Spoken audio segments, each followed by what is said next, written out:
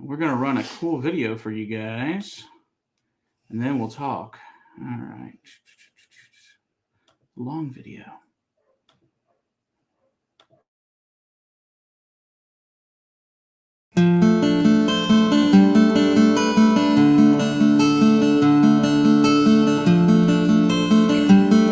Welcome to Don Michael, the world's only distillery making whiskey from Andean Black Corn.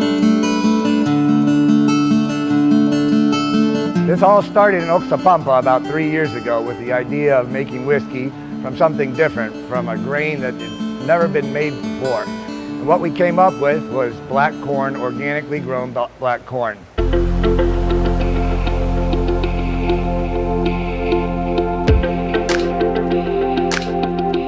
And why use black corn? We decided to use black corn because you can't find it anywhere else in the world. It grows at a certain altitude, it only grows in a certain part of South America, and it's different. It gives the whiskey a special characteristic, which once you taste it, you'll see what I'm talking about.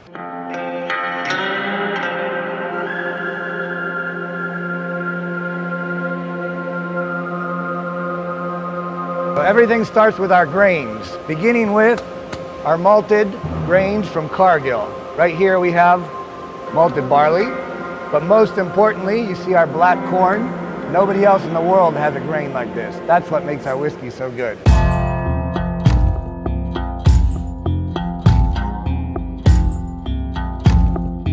This is our 5,000 liter production line. What we have here is a 10,000 liter pressure cooker. We cook our corn and pass it to the 4 5,000 liter fermenters.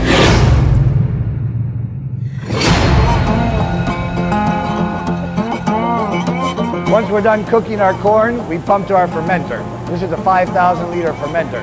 As you can see inside, we have a coil that keeps it cool, and we maintain our temperature at about 30 degrees Celsius for 4 days. So this is our main still. It's a 6,000 liter pure copper still. What we do is pump our whiskey mash, distill, collect low wines, and redistill that for a second time to get our final product. That final product's what we use to fill barrels. So this is the moment of truth. Now we have our whiskey finally coming out after you saw it passing through the column over there. At this point, we usually taste a little bit. Looks good, smells good. We're ready to fill barrels.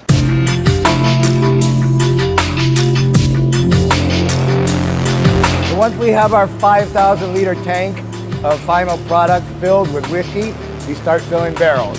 These barrels are 200 liter barrels. We back our whiskey down to 60% alcohol and fill as many as we can. Then we let it sit for 2 to 3 years until we're ready to start bottling. These barrels are imported from the United States. They're made out of white oak and they're charred and toasted on the inside. The barrels are responsible for at least 50% of the flavor and all of the color of our whiskey. So basically this is a very, very important part of our process.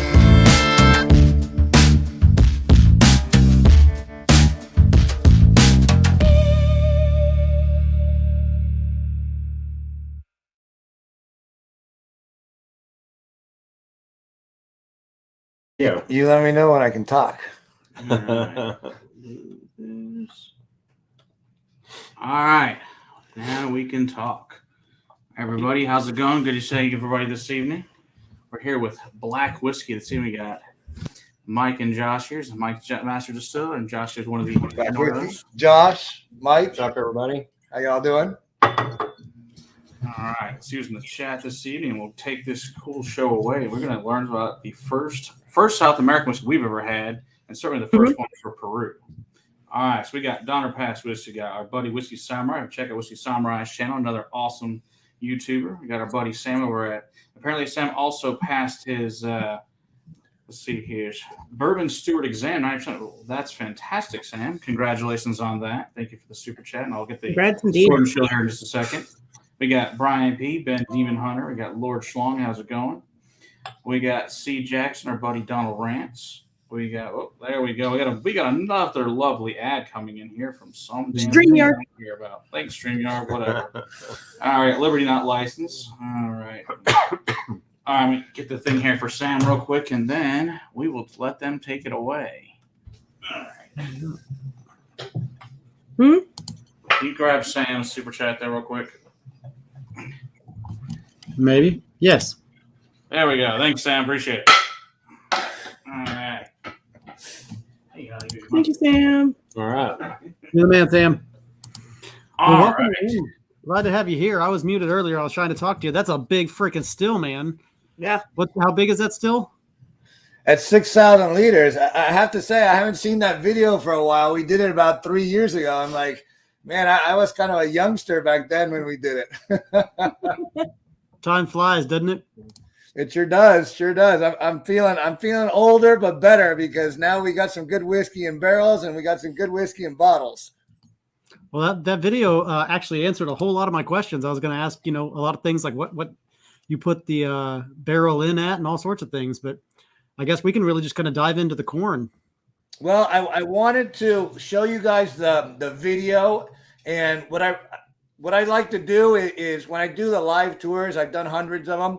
Is obviously I don't show the video, but I kind of walk around and explain the process a little bit more. You guys at least got to see some of the equipment there.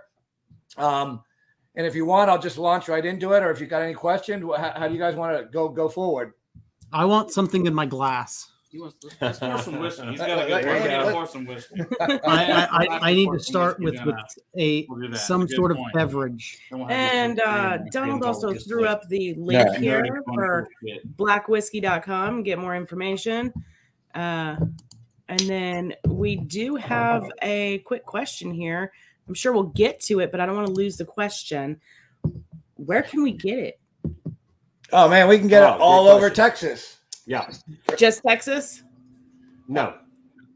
Actually, you're ruining my story, but if you want, I'll tell you right now. You can get it in Taiwan, Australia, Germany, Peru, South Florida, Texas, Tennessee, hopefully next week, New York, New Jersey, Chicago. Nice. Okay. Anything up in Canada? Right? We just started importing to the U.S. like 3 months ago. Beautiful. Beautiful. Yeah. Yeah, So we arrived about 3 months ago, about 60 days, 70, 80 days ago. We started to get into stores here in Texas. Ooh, that's dark. It's been a little bit of a slow process, but we're pretty happy. We're in 49 stores right now, I think, in Texas. So if you go to our website, blackwhiskey.com, at the very top, it says where to buy in the U.S. And you click on that, and it gives you a list of all the stores. Okay, yeah. So that answers your Nice. question. What about Canada?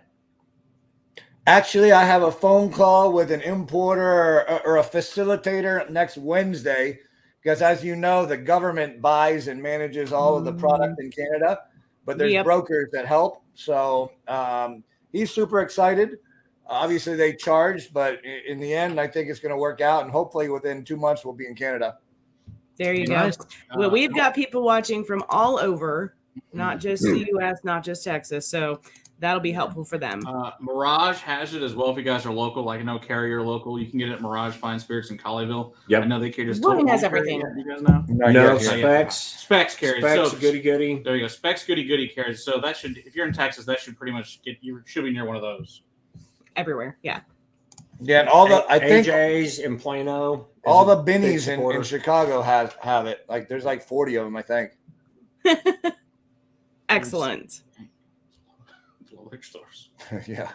Well, this smells beautiful. Yeah. It doesn't smell like a typical bourbon. It smells more like an iron root, which is another product that we know that uses. Yeah. Oh, hey, man, you're ruining my story. Am There's I? a reason for that. You need to be quiet now. Stop talking. All right. Your turn to talk. Man. So, Tell us all the things. I want to hear how you guys think it tastes. All right, yeah, let's see because they haven't had it at all prior to that. I haven't had it since I had you at the store. So let's see what you guys think of it, and let's go from there. Give you just a short little review there quickly. Then we'll do a full review on it as well. Well, Down the line. you're over here telling me not to talk. I mean, Well, now you asked the question now. Apparently. It is very corn Ooh. forward, but it does remind me a lot of Iron Roots. It does. Mm-hmm. This is nice. What's the The proof? proof is not overly dramatic, but it's definitely there. It's a 90. Mm-hmm. Yeah. Okay. It drinks that higher feels, than 90 to me. Yeah, I was gonna say 100 was gonna be my guess. It drinks kind of hot, so I feel like it probably stand up to a big cube really, really well. For that reason,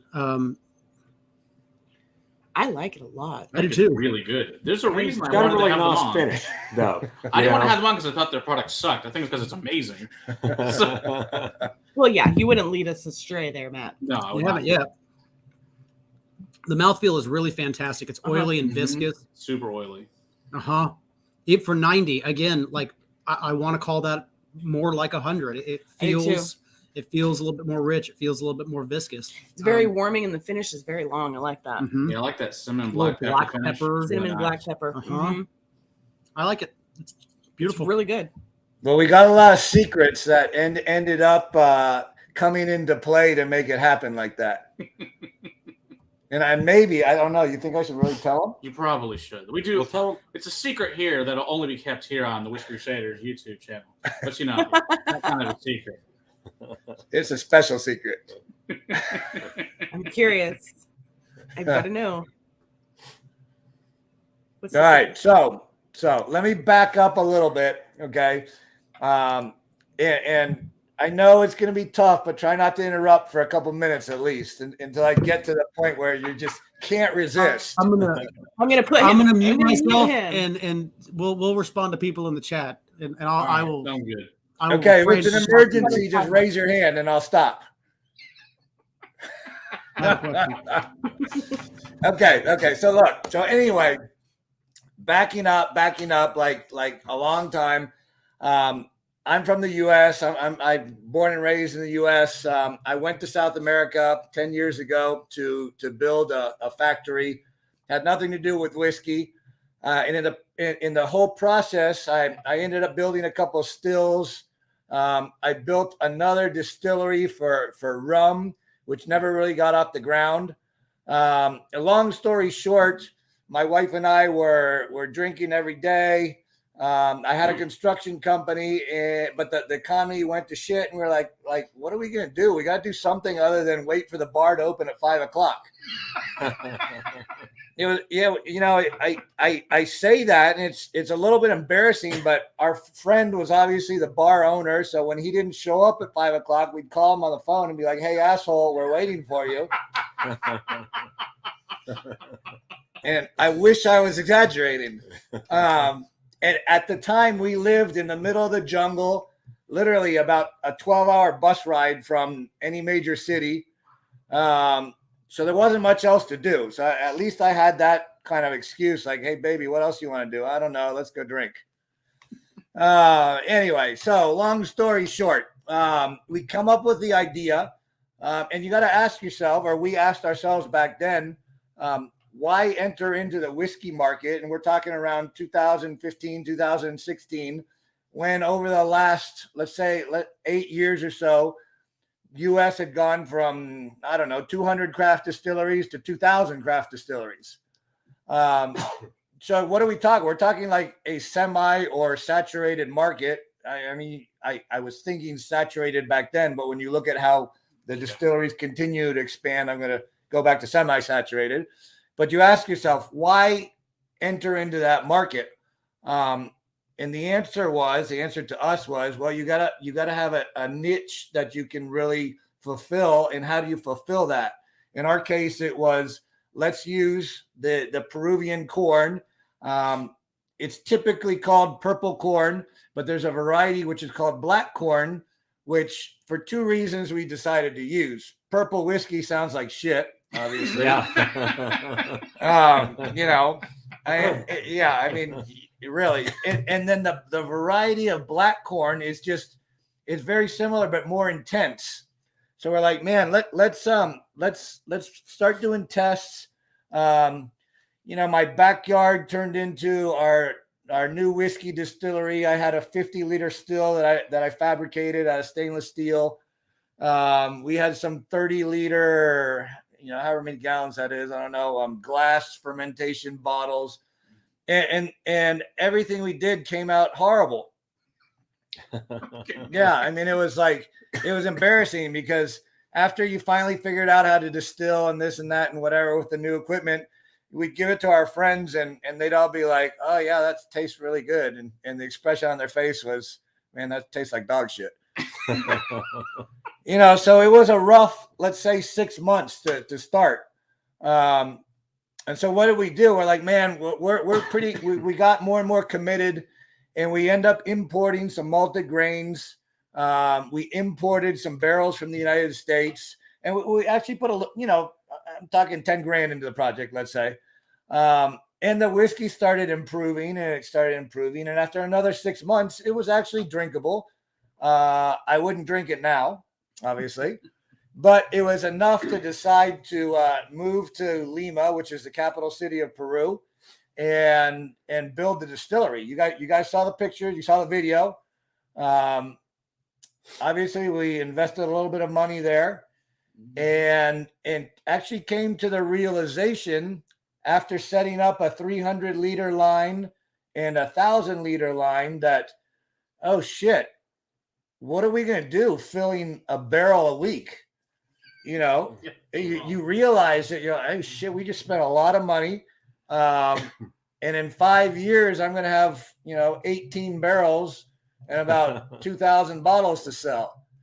And it's like, oh, this is not going to work. Not at all. So long story short, we invested in the bigger line, which you saw is a 10,000 liter mash tun, which I actually converted into a pressure cooker. So now I'll kind of get into the process a little bit. As far as that being a pressure cooker, it turns out that our efficiency was much better. We came up with a mash bill with 60% corn, 30% malted wheat, which I think is pretty unique. Not many people, if anybody, I don't really know anybody that uses malted wheat, and then 10% malted barley. And why did I pick that sort of ratio of grains? Mainly because I prefer wheated bourbons. I prefer bourbons. And on top of the idea of making a bourbon type whiskey, we from the get-go wanted to register this whiskey with the Peruvian government and call it Andean whiskey. So jumping forward 5 years, as of a couple of months ago, we just got approval with the Peruvian government, and hopefully in a couple of months, Andean whiskey is going to be registered on the international, whatever you want to call it, arena. And it will be similar to Canadian whiskey, American whiskey, Scotch whiskey, which each one has their set of rules. So we're really excited about that. Once that happens, wow, the sky's the limit for us. So I'm really hoping that other people will start. And what we've done for Andean whiskey is basically use the rules of bourbon, because I like bourbon. And instead of 51% or more corn, it's 51% or more Andean corn. Interestingly enough, and this is really cool. I didn't realize this until after we got going. If you look at the origins of corn, Peru has about 52, 53 varieties. The United States has about 13. Wow. Yeah. And Mexico has, I think, 65 or 63 or something like that. Wow. So we kind of came up with this thought of, wow, we're using kind of, and I like to use the terminology ancient grains, because these grains are these types of corns are corns that nobody's really modified. They only grow, in our case, it only grows at 6,000 feet or above. Wow. If you plant those seeds down on the coast, it'll come out purple 1 year, but the second planting is no longer purple corn. So there's got a lot of interesting dynamics. This is like instead of like bird feed corn, which is typical in the United States, which is like a hard corn, this is a starchy corn. So in our case, the 10% malted barley and the enzymes in the barley obviously are essential to convert all of those starches into fermentable sugars.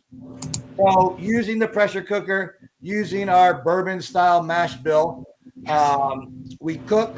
Our cooking takes about 7 or 8 hours. Then we pump, as you saw in the video, to the fermenters. And one mash tun fills 2 5,000 liter fermenters. And we have a process where we start our whiskey early, or not our whiskey, our yeast early in the day. And my wife, who's not unfortunately not here right now, she's watching, I hope. She runs the lab, she runs the microscope, and we did a bunch of tests to see how we could activate the yeast using a little bit of our mash, just to get it acclimated to the exact sort of thing that it's going to be fermenting. And it works great. We can use a very small amount of yeast, start it up 8 hours before we pitch, and within 2 days, we're essentially going from about 17 breeks, which is 1070, 1072, 1068, whatever specific gravity, down to almost 1000, let's say 6 or something like that. And I picked that because after 2 days, we actually add 5 different types of bacterias. Okay. And she's watching. Look at keep your clothes on. Hey, real quick question. You said that you're following the rules of bourbon. Are you doing new oak as one of the rules? Absolutely. Yeah. Yes, we import the barrels. Yeah. So are you wanting that? Are you wanting that as part of the Peruvian rules to call it Andean whiskey? The rules are Andean corn. Any other grains other than malted grains have to be Andean grains because Peru has no malted grains. Then obviously distilled at 160 or below, barrels filled at 62.5 or 125 or below, new oak barrels. And I can't remember, honestly. My wife was more in charge of this than I was. I think we put a 2-year or maybe a 3-year limit or minimum on aging. Why did y'all decide on new oak? Because I like bourbon, and bourbon uses new oak, and I don't like Scotch. But I do like Scotch, and Scotch uses used oak. Yeah, but this is my whiskey. I want you to be able to make a Scotch or an Irish-like product in your distillery, and be able to call it Peruvian whiskey as well. Well, right? We use the barrels, and just for you, I can make a special barrel. But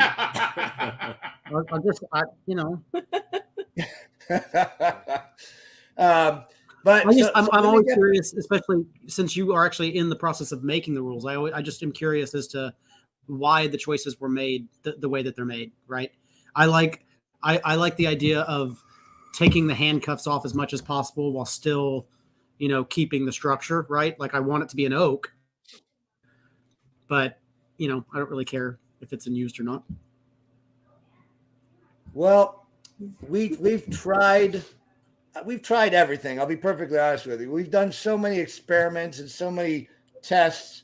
We've tried one bacteria strain. We've tried another. We've tried combinations of bacteria strains. That's what I was getting at. We finish our fermentation with bacteria, and it sits in the fermentation or in the fermentation tanks for another 4 days before we distill.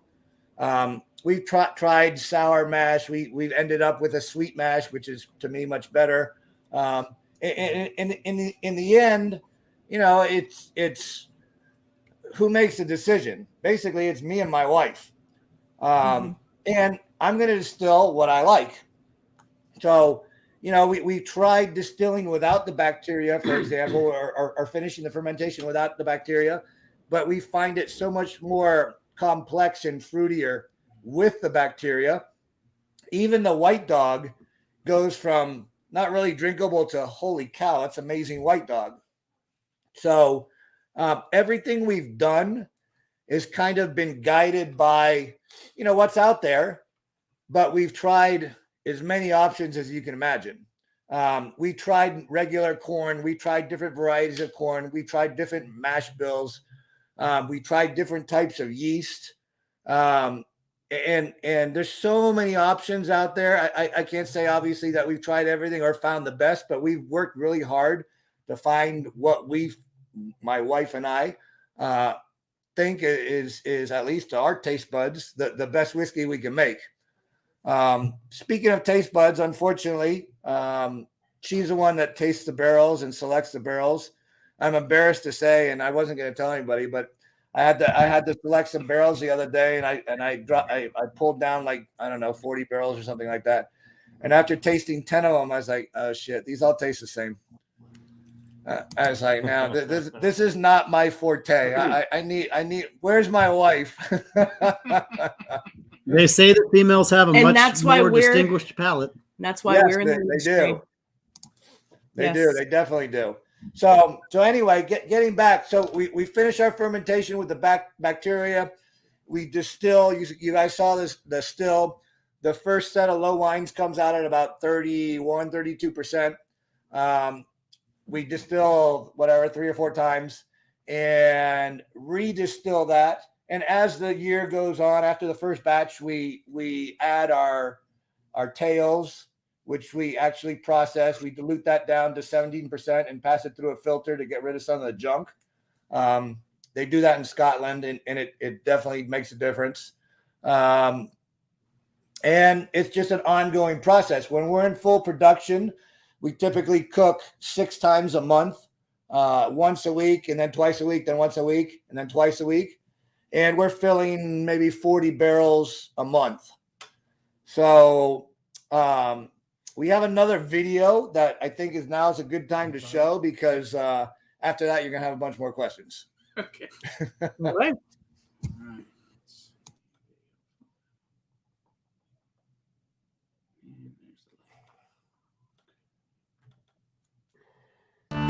When you first taste a glass of Don Michael's Black Whiskey, you will experience excellence.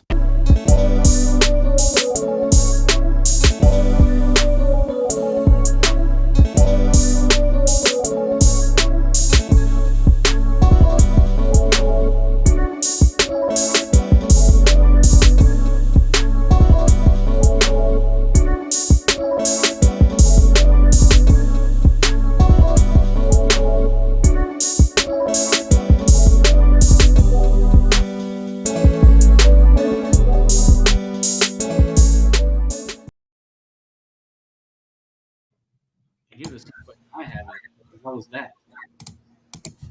Yeah, I didn't mean to confuse everybody. Does anybody have any questions? Like, Mike, are you nuts? I want to know what the future age contraption there is. Yeah, I'm Tanning kinda- bed with a bunch of plugs in it, that like the Matrix. Let's back up and say this though. So him and his wife are doing this, coming up with their flavor. We've won a triple gold, double gold, and 3 gold medals just this year, and within the last 6 to 8 months. 6 to 8 months. Yeah. And actually, he's lying. We won 2 triple golds, 2 Okay. double golds, and 2 golds. There we go. Okay. Yeah, but that's okay. I can't keep up. Yeah, it's hard to keep up. And I tell people, and they're like, "Man, you guys are boring me with all your medals." Yeah. This is the nuclear reactor. It is, and what's funny? I call it my reactor. So, bottom line is this: we're very, very we're 100% on doing everything right, not adding any weird shit, not putting caramel coloring. I mean, doing what you're supposed to do. We age everything as long as we can. In the case of our first batch, it was about 3 years, and now we're up to about 4 years. But during that process of aging, what we have done is taken advantage of some of the technology that's out there. You guys have probably heard of Lost Spirits or of Cleveland whiskey, and the claims that you can make, a 20-year-old rum in 8 days, et cetera, et cetera. I don't really believe that, so to speak, but I do believe, and I have shown that you can enhance the aging process or accelerate the aging process. And what we've done basically is create this reactor based on 10 or 12 different patents, which you kind of got to sort through and figure out what's right and what's wrong. And I'll briefly explain to you what it does. We heat up the whiskey a tiny bit. We apply vacuum. We suck off the high volatiles. And you ask, well, why do you do that? Well, if you think what happens in a barrel gets warmer and cooler, the expansion, contraction. The Angel share is good whiskey, but at the beginning, at least, it's high volatiles. So you get rid of your acetones and your crappy alcohols over a few years. In our case, we accelerate that process and get rid of the high volatiles in 5 minutes. Okay. So then we pass it to the light side where you saw the tanning bed, the super tanning bed. And my best way to explain that to you is, again, what happens in a barrel. A barrel is not just a container, it breathes. So you have two things happening in a barrel. And I'm preaching to the choir with you guys basically, but you all know that the whiskey extracts stuff, whatever you want to call it, from the sugars and the this and the esters and acids, etc., from the wood. So that's one part of it. And the other part of it is the oxidation process that happens over the course of time. And that oxidation process can be very slow in the case of a barrel in Scotland, which is at, let's say, 3 degrees above freezing for 8 months out of the year. Or it can be very fast in Texas, where it's hot as hell, right? So in this case, when we pass it over to light, what happens? The light aids in the oxidation process. If you look at your fence out back or your brand new deck after a couple of years, the wood gets all twisted and gray and burnt looking. That's oxidation that comes from the sun. So this whole process involves sucking off the high volatiles, a little bit of heat, a little bit of pressure, a little bit of vacuum, a little bit more vacuum, light. And it's kind of top secret, but basically it works. And you guys can believe me or not. And I want to believe it. So when I taste the after and the before, I'm like, oh my God, this is awesome. And that's bullshit because I want to believe. It sounds terrible, but I'll tell you the truth. You're your worst judge in this case. So what do? We actually took samples from before and after, gas chromatography. As you all know, there's a bunch of, call them indicators, acids, esters, furfural is a good one, for example. And you can compare the levels of these different indicators before and after the process. And what happens? Thank God, because we spent a lot of money on this machine. It actually works. I love using the example of furfural because it's a very well-known indicator. And our furfural levels go from 2 to 3 to 10 to 12, something like that. And we're talking comparable to a 10-plus-year-old whiskey.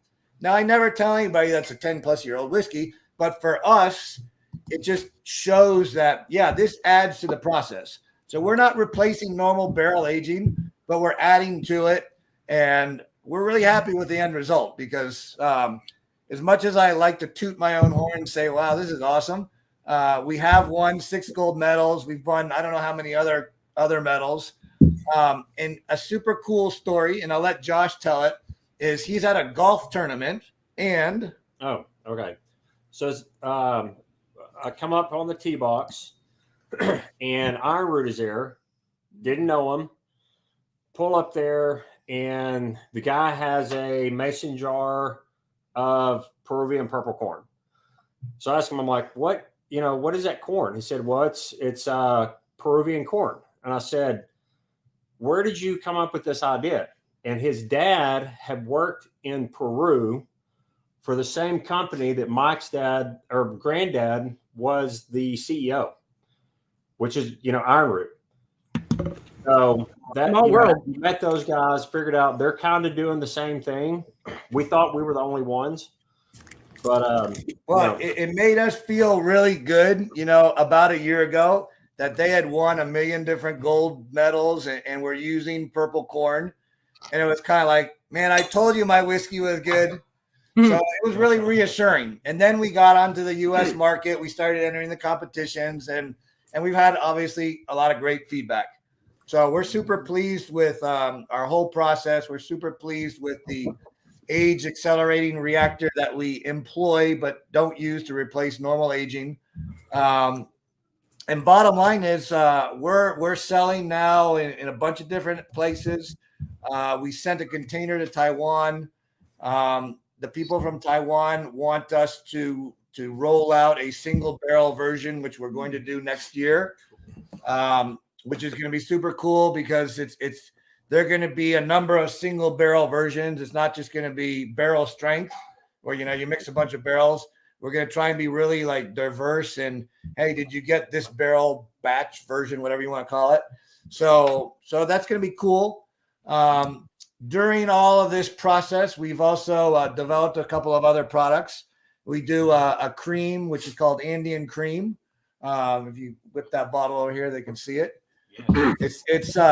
It's I'll compare it to a Bailey's only because Bailey's, everybody knows what a Bailey's is.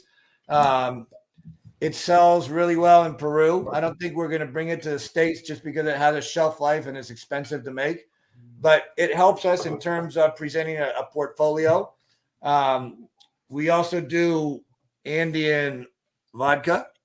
I'm actually looking forward to trying that one here in just a second. Yeah. Yeah, look at that. So our idea was, man, check out how cool our set of bottles basically. We also do in our distillery, we do 3 different gins, and we help some other smaller distilleries bottle. And so we have a diverse bunch of activities that we do, to support the expenses of making whiskey, because it's not cheap to fill barrels and sit on barrels for years and years. We're fortunate. We're very, very fortunate that we have had pretty good sales nationally. We've had good international sales. We're like kind of keeping our head above water. And we're really looking forward to having a good year next year. Yeah. Somebody asked, what's the Andean vodka made from? Good question. The Andean vodka is essentially the exact same mash bill as the whiskey. Yeah, instead of being distilled in a pot still, double distilled in a pot still, the first distillation, because of the volume, gets distilled in the pot still, and then it's distilled 3 more times in a 12-plate column still.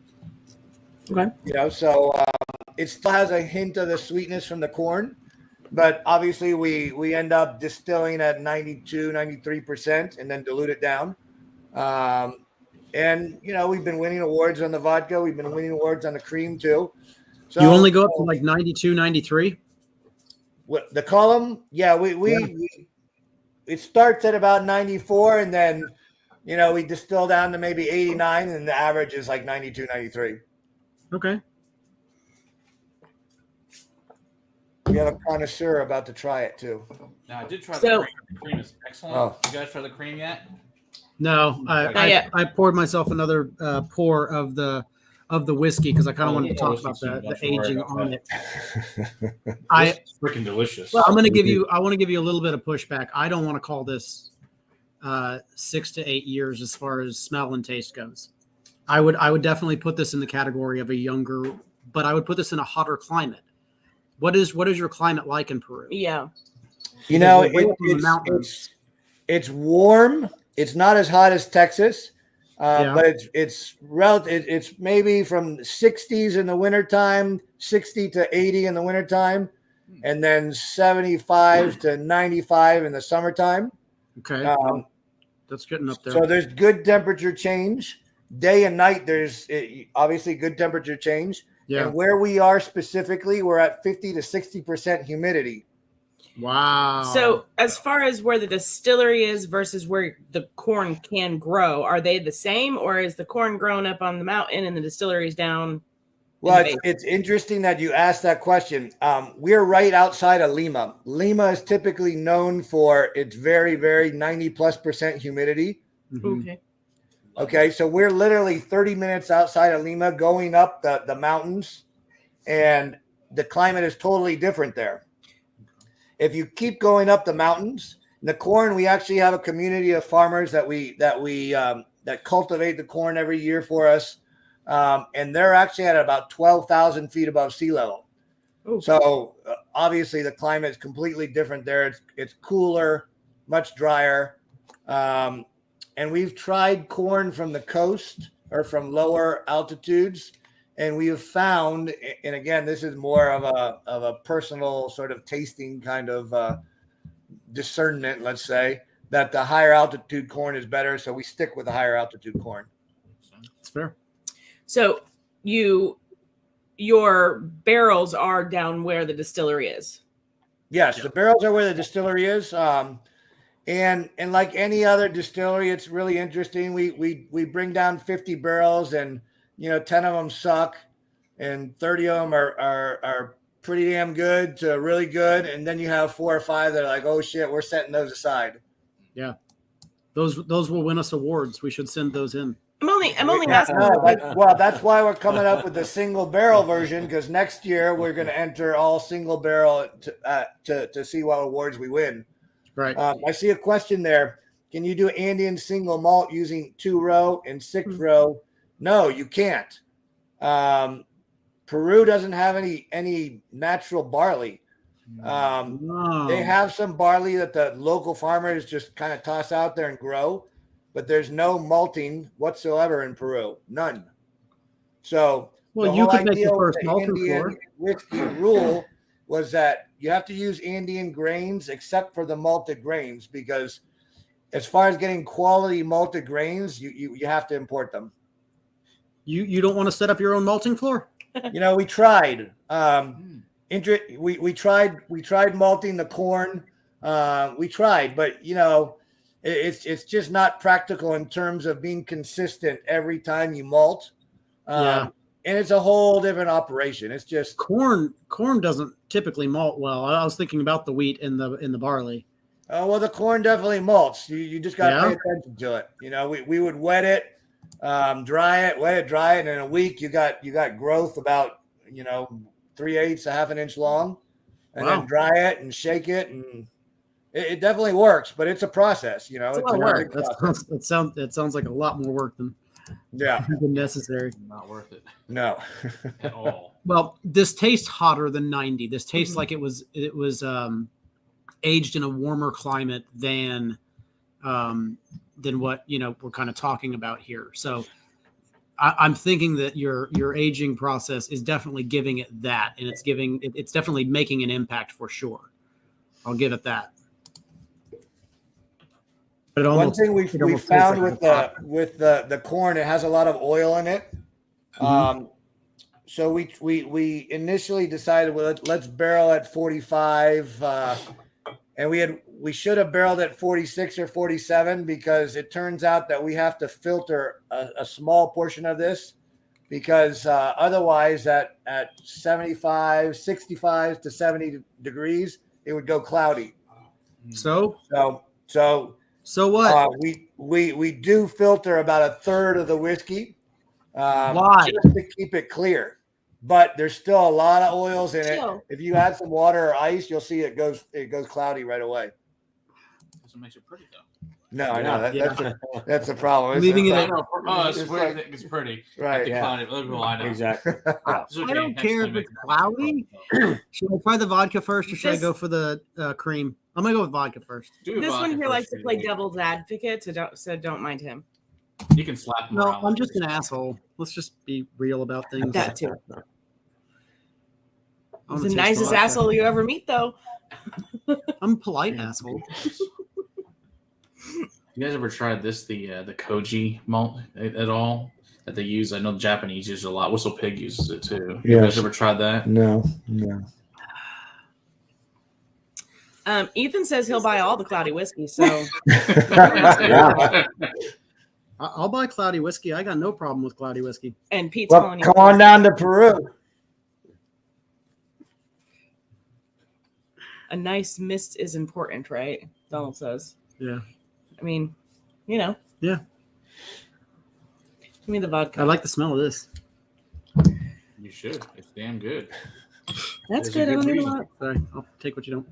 Jeez, Yeah, it does definitely have that chocolatey notes of like iron root, which makes sense since it's the same type of corn.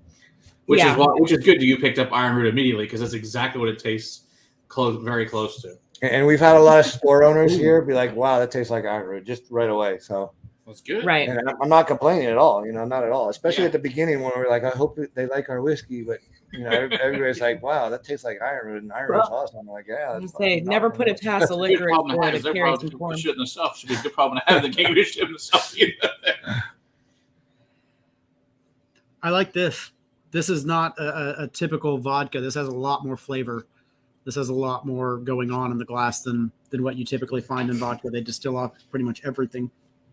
Your wife answers is exactly correct. We didn't want to filter you, but not everybody knows. Yeah. Yeah.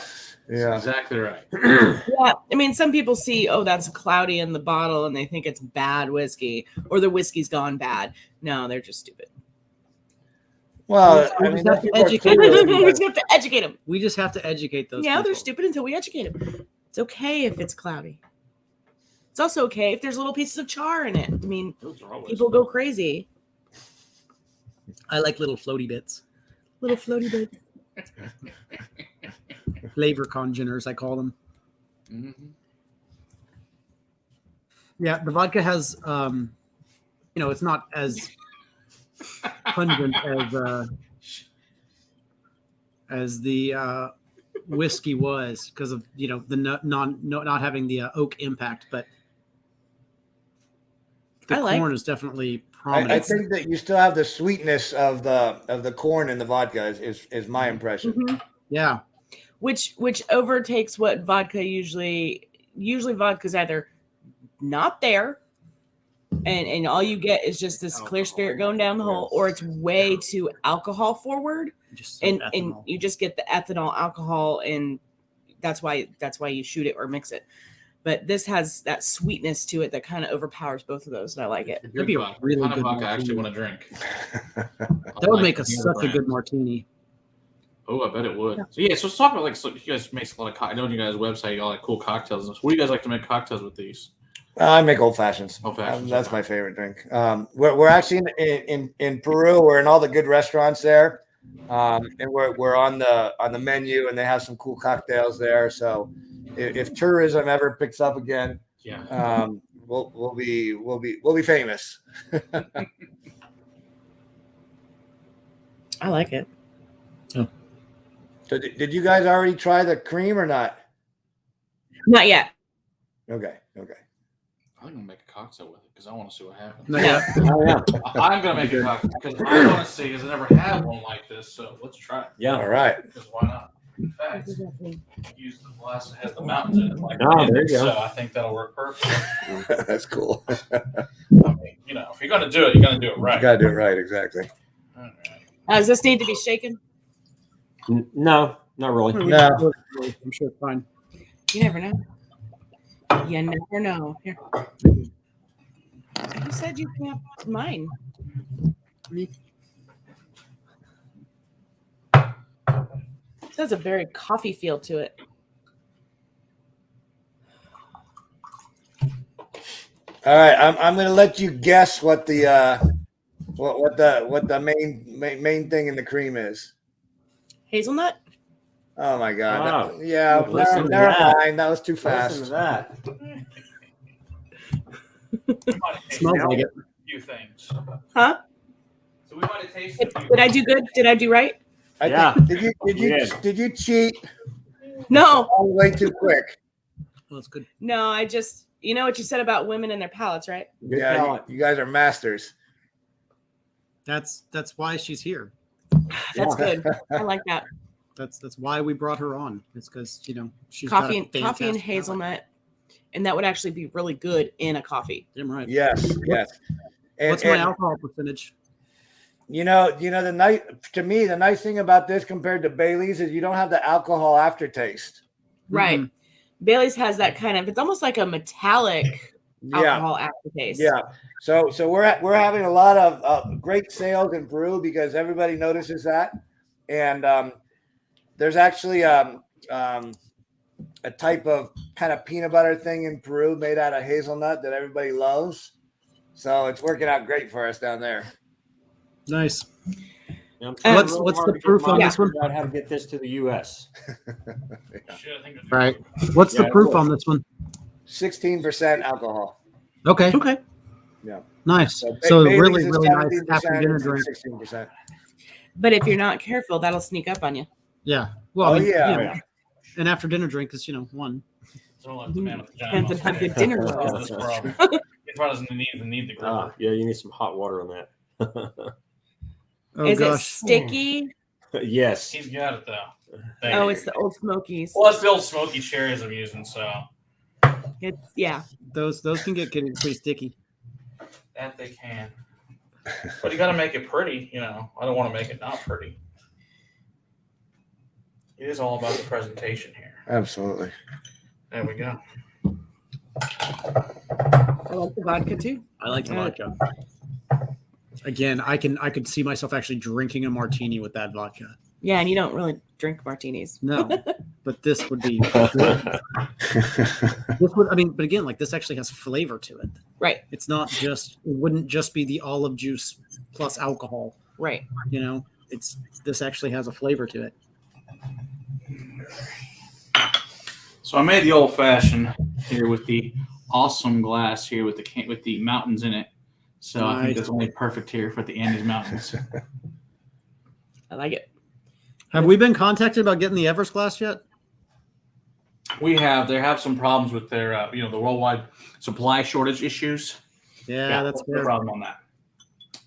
Makes Wow, sense. that's freaking delicious. That's really, really good old fashioned. Your face is cut off, Matt. I'm just going to throw that out there for you. We only see half of you. Sorry, It's okay. I was too much enjoying the old fashioned here. It's delicious.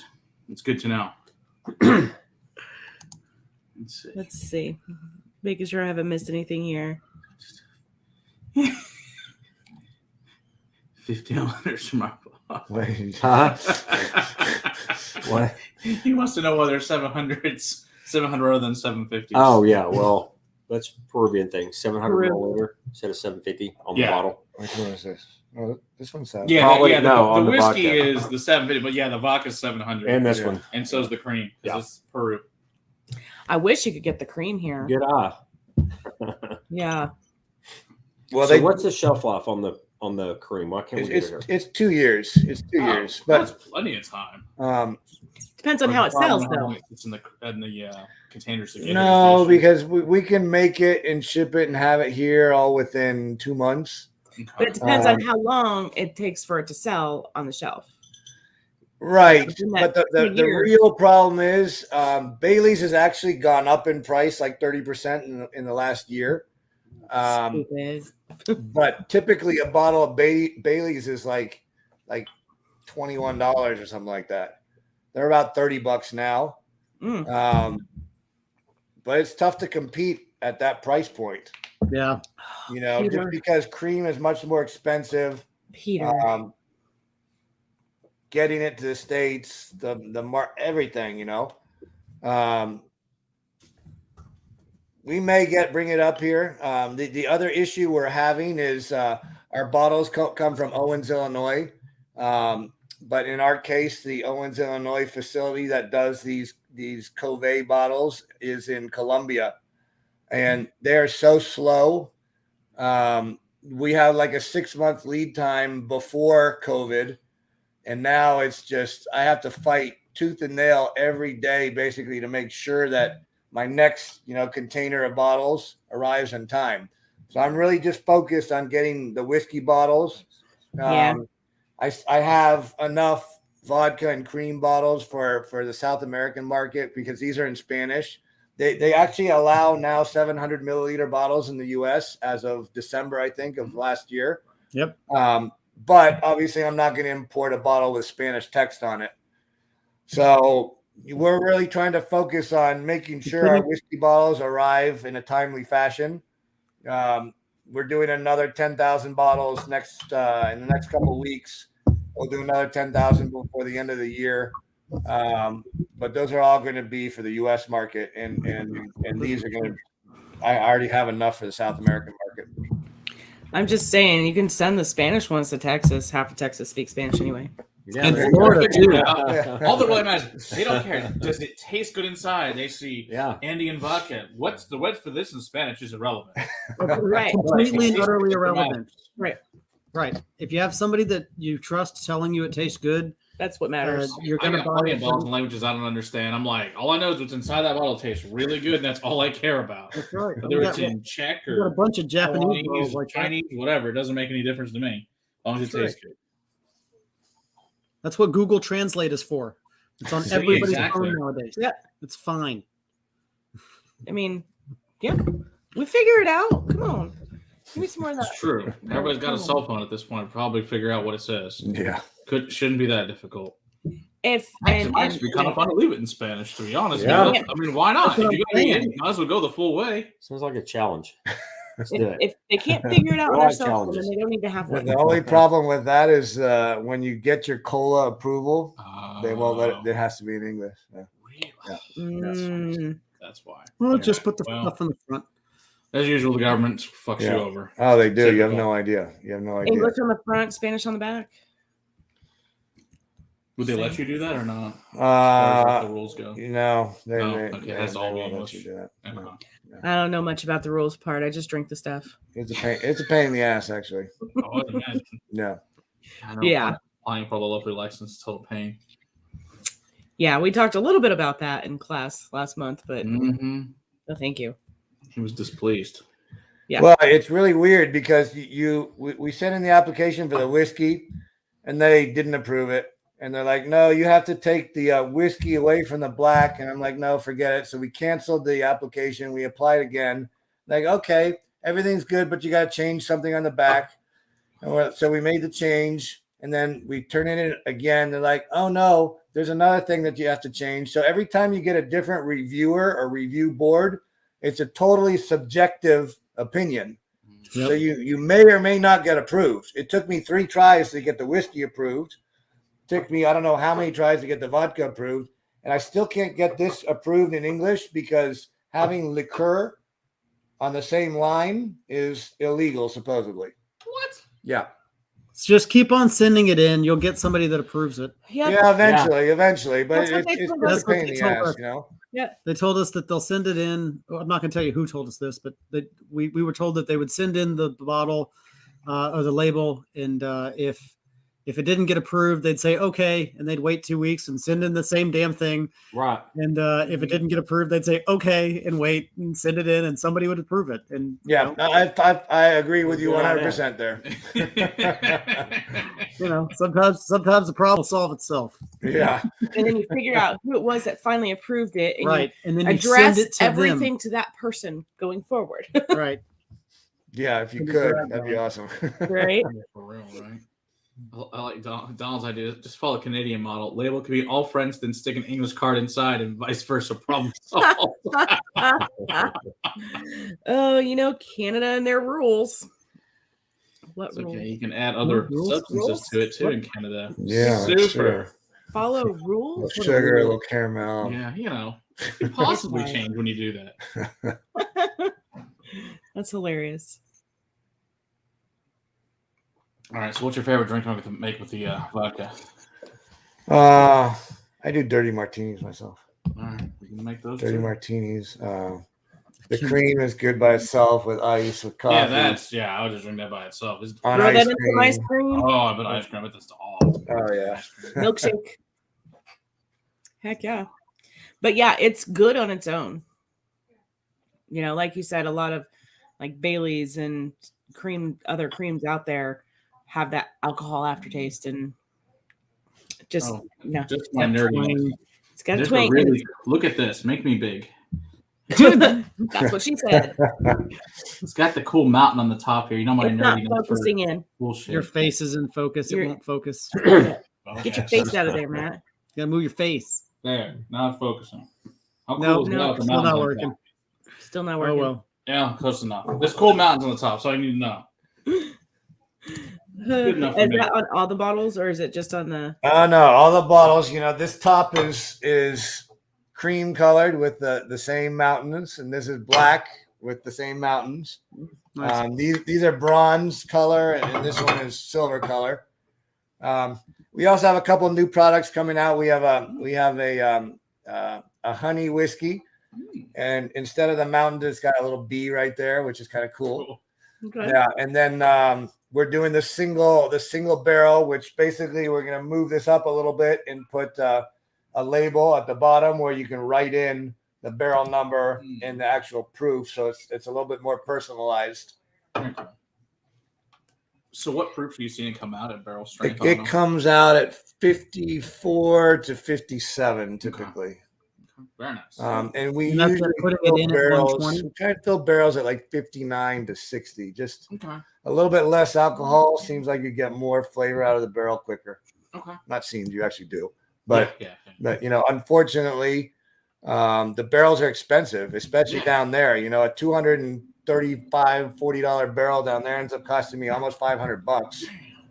And when you put more water or less whiskey, all of a sudden that whiskey costs more than whether you filled it at 62.5%. You know what costs less? Used barrels. No, but then I start making something kind of like scotch, and we're trying to avoid that. Oh, there's other barrels that you could use too. I mean, it doesn't have to be. But he's you could using finish good it barrels. something Which else. is why his whiskey tastes good. He's using good barrels.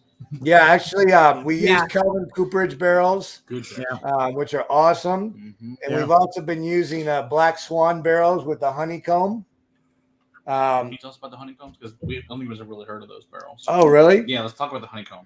Yeah, this is actually super cool. I ended up becoming friends with the owner's father, and so we talked for hours and hours and hours. And there's a couple different reasons that they do the honeycomb. The honeycomb basically are thousands of holes drilled on the inside of the barrel, and everybody's gonna be like, "Oh, I know why, because it increases the surface area," and yeah, it does increase the surface area.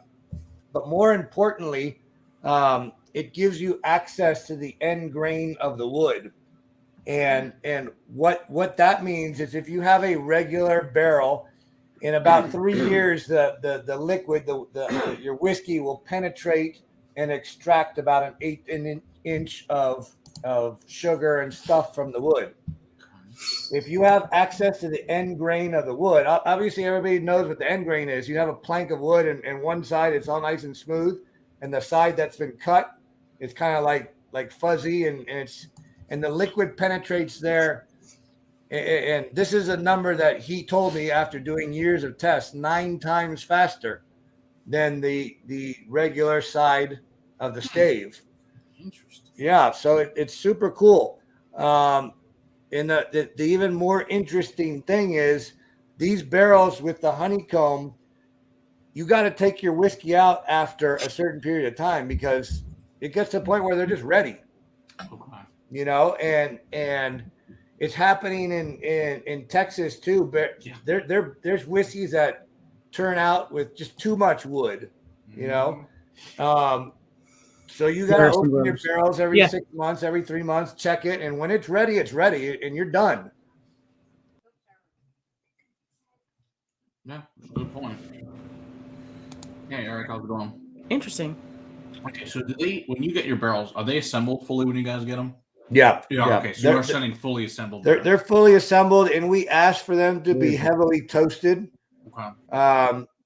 And heavily toasted, meaning that before they char them, instead of just a couple minutes at, let's say 300 degrees or something like that, it's maybe 10 or 15 minutes, and that caramelizes the sugar more. Okay. And it actually gives you a darker whiskey in less time. Okay. All right. And Lord Swan wants to know is, do you taste every barrel, or just your wife does? Man, I taste like 3. Yeah, and I'm like, man, I can't do this. She tastes like 50, and then she's like, man, these 4 or 5 are awesome, and then I'll go taste those, and then I'll fill myself a bottle from one of the really good barrels and take it home, or send it to Josh. Or That's hilarious. Yeah, I mean, I hate to say it, but I have to recognize my limitations on certain things. Don't we all? Well, not really. I'm not gonna recognize any more limitations, but Yeah, at least in this case, thank God for my wife. She runs a laboratory too. She runs quality control. And at the beginning, it was super, super important because when you watch the yeast grow and you watch the yeast, there's two things: growth rate and cells per million. And it obviously affects your fermentation and the temperature of your fermentation and how fast you ferment and when you add the bacteria and all that stuff makes a huge difference. So we spent a lot of time working on that.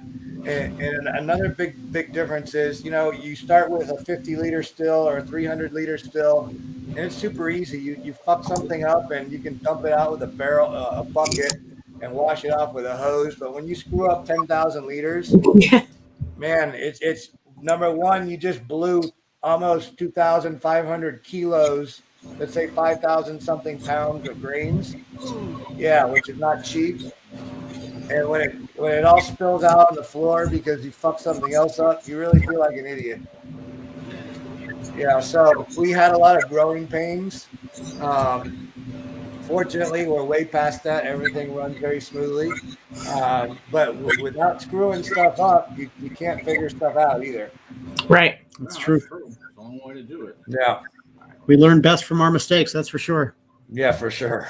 All right. So Liberty Not Licensed wants to know what is the cost delta between getting to this point there versus here, and what is the greatest single factor difference? The cost delta, as in the change of price or the difference in price between there versus here. I'll be perfectly honest with you. We spent, let's say, $10 to build a distillery. It would probably cost $30 to build a distillery in the United States. We operate, I have basically 8 people working in the distillery. We have a whole back office that does accounting and everything else, but those 8 people are very, very well paid, and their combined salary is the same as one person's salary in the United States.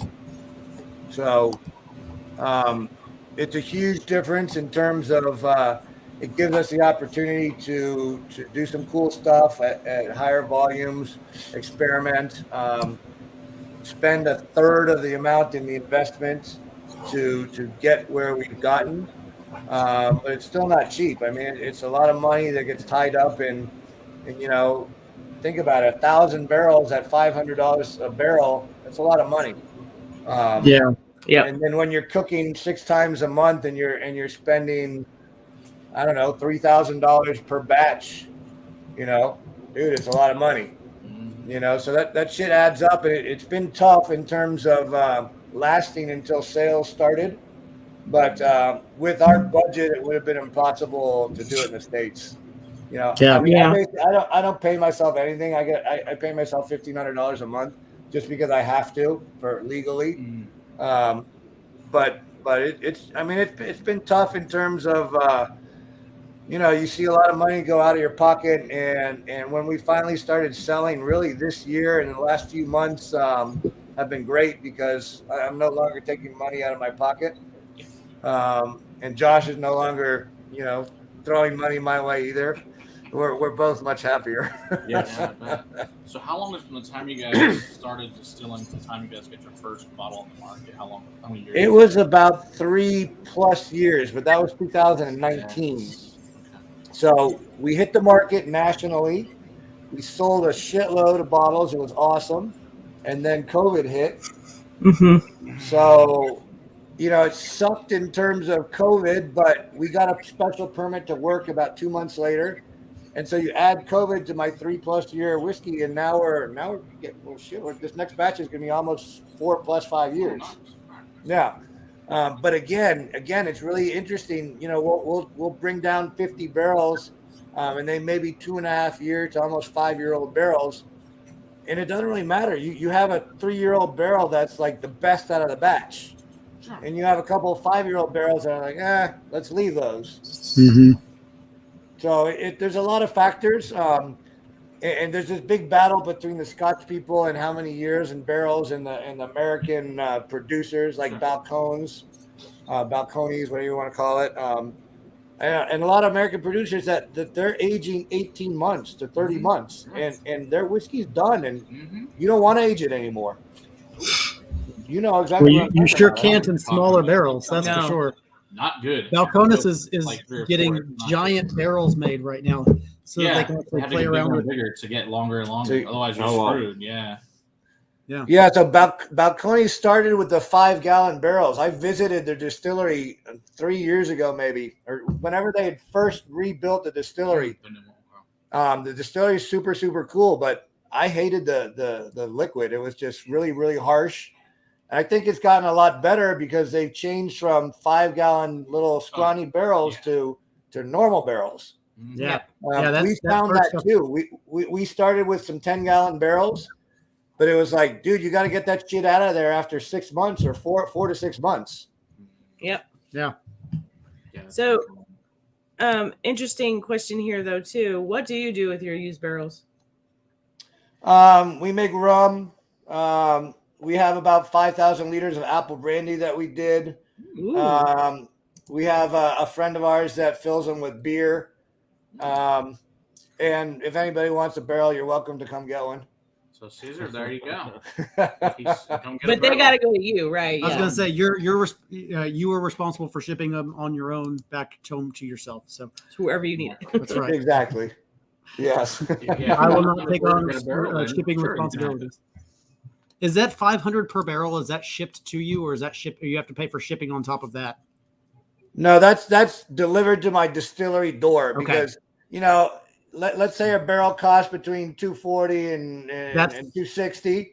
Yeah, that's what I was then you got thinking. Shipping. Obviously, now we're shipping 40-foot containers, but our first shipment was a 20-foot container, which is double the shipping for the number of barrels because it's about the same to ship a 20 and 40-foot container. Right. And then we pay all the taxes to get into Peru. Mm-hmm. So yeah, it's 400 and something bucks per barrel. Yeah. And when you import a 10-gallon or a 25-gallon barrel, dude, a 25-gallon barrel costs $20 less than a 55-gallon barrel. Right. So At that point, you're no basically point. carrying over the same cost on half the amount of whiskey. Right. And a bigger evaporation rate. Exactly. Bigger evaporation rate. It's just totally less efficient. You got to get rid of the idea that, hey, let's use smaller barrels to produce whiskey faster. Yeah, you can, but you produce less. And it's just, to me, I'm sticking with the big barrels, basically. Yeah. What is the angel share like with the temperature there? It's like 7 or 8% the first year. Oh, it's high. Yeah, so it's pretty high, and then it drops. It drops significantly, and sometimes we'll find a barrel that's like, oh man, where did it all go? We actually did some barrels of rum, and one of the barrels leaked. And after a year, it was only about a third full. But oh my god, it was so good. I bet. Yeah. That's what always happens. You find the one that's like super low. Yes. And it just tastes amazing. Yeah, And then you get like 3 bottles out of it, and you're like, yeah. damn. So those bottles obviously stayed at my house. Best 3 bottles ever, though. Right. No, literally, that rum tasted like any of the best XO rums that are out there, without adding sugar. Yeah, because you guys know they all add sugar. They had 20, 30 plus grams per liter. It's crazy. Right. Yep. It's nuts. Yeah, no thank you. Yeah. And that's why I can't drink rum anymore. Too much Yeah, sugar. we drank rum the other day, and we were feeling pretty rough. Too much sugar. Bad hangover with all the sugar. Mhm. Sugar plus alcohol, man. Yeah. Not Not a feeling good great the next mix. It was fun in my 20s, but not anymore. Yeah. So we do some other cool stuff. My friend does an agave distillate, which is pretty good, and he uses my used barrels actually, and we help him bottle. So it's a really good product. Unfortunately, agave from Peru is a super non-existent category. What do they call that there? What's it? Andean agave. Andean. Yeah. Okay. Yeah. We do 3 different gins. One of the gin is being sold in 19 different countries, so Wow. it's pretty popular. It's called Amazonian gin. That sounds How Yeah, come you yeah. didn't bring us any gin? I like gin. Oh, you do? Well, I you have told some, don't you? We do. I told you, We bring me should've brought anything you some. want. Yeah. I told you. Well, I we tried don't to make get it, so I didn't bring it. But failed. It's Yeah. it's not our brand, but it's a friend of mine. I'll bring you a but, bottle. but we All do right, it. sounds We good. make it in our distillery. Oh, nice. Yeah, yeah. That's cool. So, So you're like, we had to you're doing diversify a little bit, and we bottle for a bunch of different companies, just because I need to keep my people busy and we need to pay the bills. Mm-hmm. Yes, You know, sir. because like I told you guys, just producing whiskey and producing and filling barrels and costs a lot of money. Yeah. Donald wants to know what botanicals they use in the gin. Yeah, there you go. It's actually top secret, but I'll tell you a little bit. Obviously, normal stuff. Plus, in this case, we do everything as naturally as possible. So we'll do a batch and peel like 400 kilos of oranges, like almost 1,000 pounds of oranges. Wow. Just the peels is what we use. And Yeah. then there's a lime from the jungle, from the Amazonian jungle that we use. We use awaimanto, which I don't know what that's called in English. They're like little, they're golden berries. Golden berries is what they're called. Okay. What else? There's some nuts. It's not really my recipe, so I just kind of follow the recipe when we mix all this stuff. But it's primarily different citrics, and what we do is we mix those with 96% alcohol, filter out all of the peels, and that mixture is what we dilute down to 50% to distill, and that comes out at about 80%, but it's really saturated with extra oil. So when you dilute it down to 40%, it turns milky white. Ooh. So you have to add carbon, let it sit overnight. That sucks out the excess oils, and it comes out crystal clear. And it's good. Like I said, this guy started 6 years ago. We've been doing this gin for 3 years. It's being sold in 19 different countries, and he's making money with it. Good. Excellent. That's all that matters. As long as you're making money, you're in good shape. Exactly. So who's coming to Peru? Well, I know Cesar said he's coming to the distillery tomorrow to pick up a barrel, so you should be in Yeah, good shape. that's right. That's right. Oh, there you go. Camu is, and my wife is adding to the, Okay. which is another. What was that? I don't know. It's something from down there. Another citrus. It's like a little berry, It's a berry, okay. and the berry has more vitamin C than any other berry in the world, basically. Oh, okay. Yeah. And then the berries gin, we use blueberry, raspberry, camu, and some other stuff. Interesting. Very cool. And they're good. They're really good. They're Sounds really good. really good, I mean, you can always tell a difference between a gin that uses natural flavoring and flavoring that you buy it's a from huge wherever. difference. Yeah. The real stuff is so much better. Yeah. I've always found that craft distilleries typically make a really good vodka and a really good gin, or they usually make a really good one or the other. So Right. at least. Well, when you really try hard to make something good and you don't cut corners, you don't cheat, and you're not trying to do an industrial scale where you have to cheat, you end up with a better product. There's no doubt. No doubt. Yeah. Yep. It sounds like y'all are doing the right things, man. I'm glad that you're able to launch your product and get it out as far as you've gotten it out so far. The whiskey is fantastic. Oh yeah. And I think you should try to distribute the vodka. I really do, and that cream too. They're both good. I think they're all really good. They have a place. Well, cool. We're on it. We're on it. I'm just glad we got to them first. Right. Where they get all big and they can't get it anymore. Forget That's about what's us, little guy. happening. No, right now we're trying to focus on our flagship product, really. And like I said, it was a big deal for us to send a container over to Taiwan because they're huge whiskey drinkers over there. They're actually selling our bottle for $150 a bottle. Holy crap. Which I'm just like, man, you guys are making way more money than we are. For real. We didn't touch on that. What does it run here? It's here between 49 Depends. and 54. Yeah. Okay. Okay.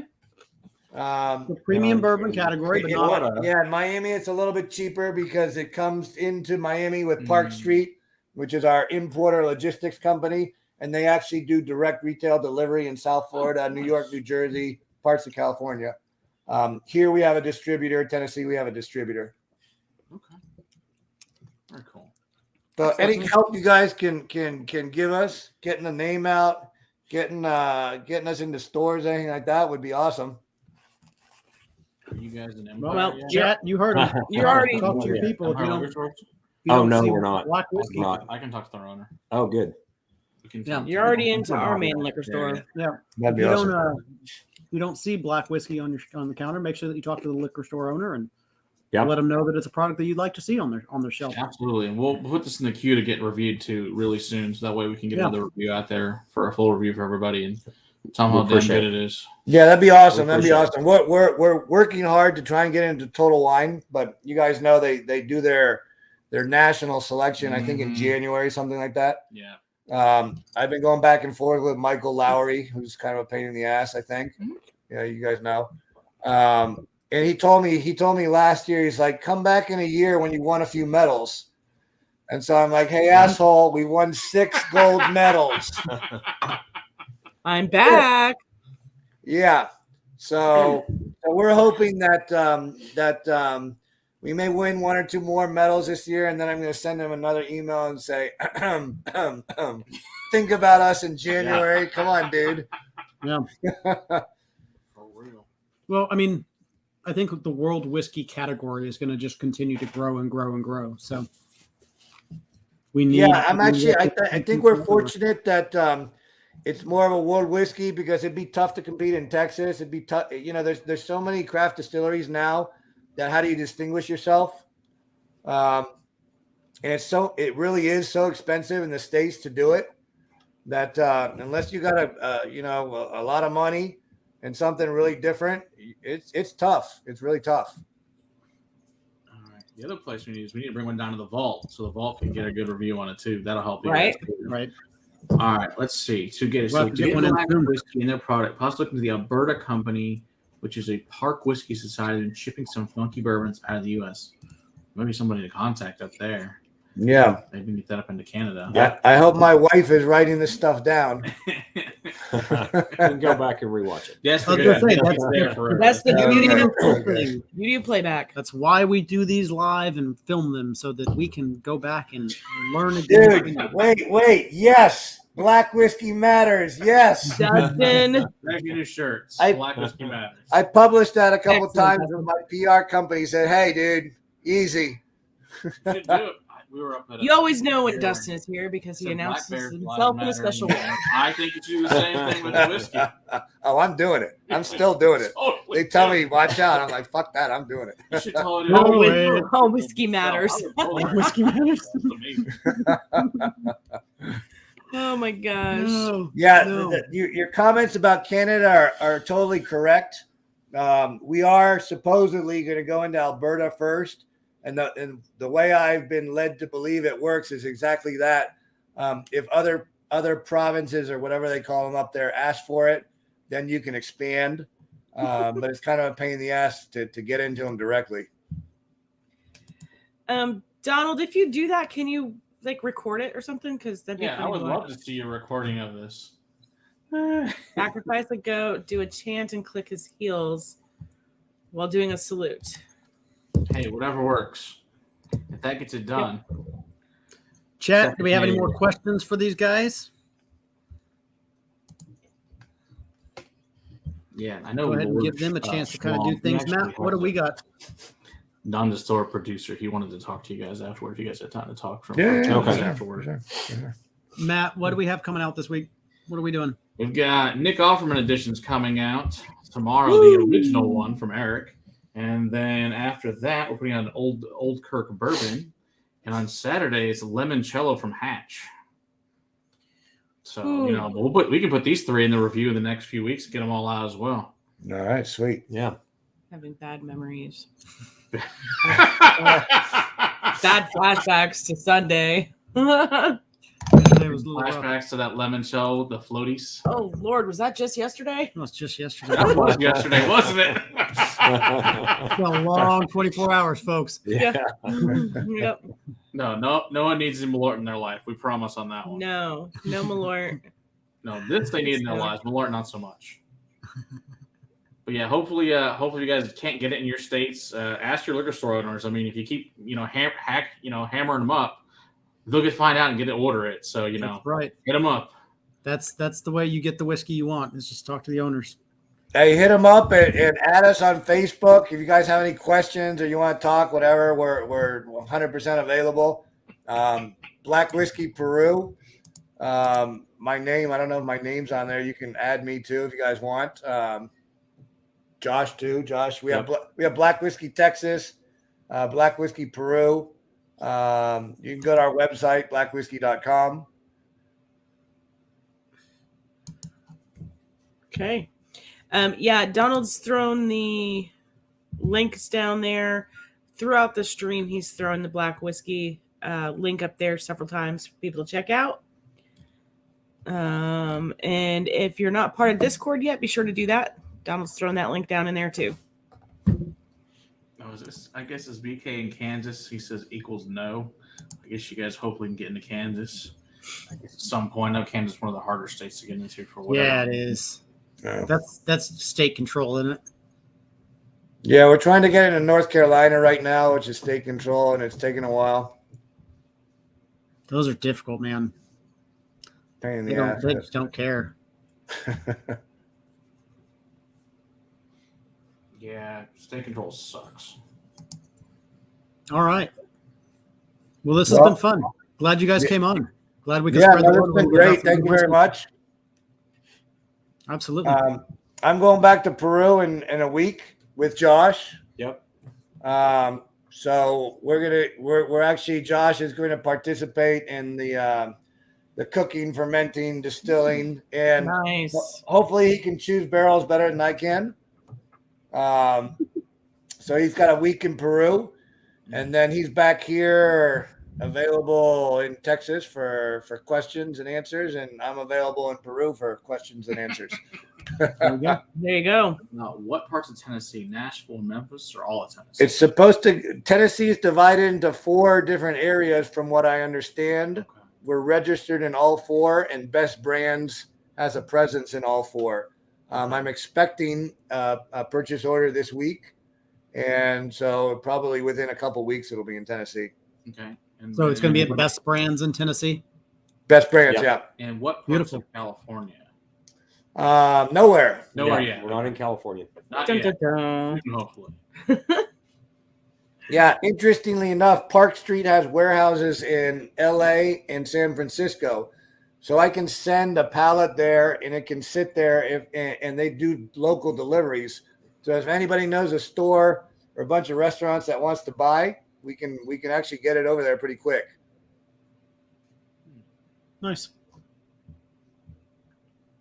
All right. Maybe there's other questions. Otherwise, we're going to. We're gonna start drinking on our own. Yeah, we got a That's lot right. of whiskey to drink. I was going to say we need to extend the whiskey to these gentlemen. Oh, we started before the show. Oh, Don't Good. worry. We had some Cavalon Vino Barrique and some other good stuff prior to the show. So Nice. we're gonna go Very back nice. to that. We'll talk to Lord Shane here in a minute and all that good stuff as well. So All right. Well, cheers, We are everybody. Thanks for coming in and joining us for another Monday Well, hang. All right, Thanks for having guys. us, Josh. Thank you very much. See you guys next Cheers, week. everybody. Cheers, everybody. Cheers.